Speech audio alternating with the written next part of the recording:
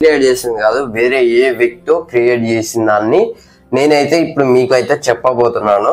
So ఈ story ఎలా ఉందో కామెంట్ చేయండి లాస్ట్ లో విన్న తర్వాత. So let's get into the video.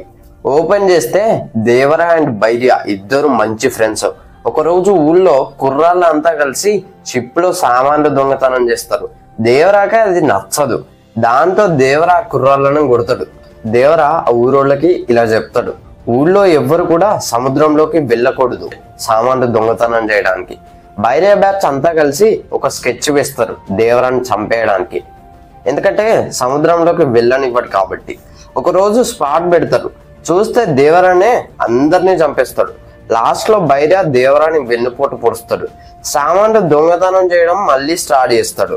20 సంవత్సరాల తర్వాత వర అమాయకుడులా యాక్ట్ చేస్తూ దేవర గెటప్ లో సముద్రంలోకి వెళ్ళి దొంగతనం చేసిన వారందరినీ చంపేస్తాడు.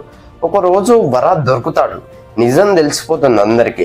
కట్ చేస్తే దేవర వస్తాడు అక్కడికి విలన్స్ ని చంపేయడానికి, అండ్ చంపేస్తాడు కూడా. సో దాంతో దేవర పార్ట్ టైటిల్ కార్డ్స్ అయితే పడతాయి.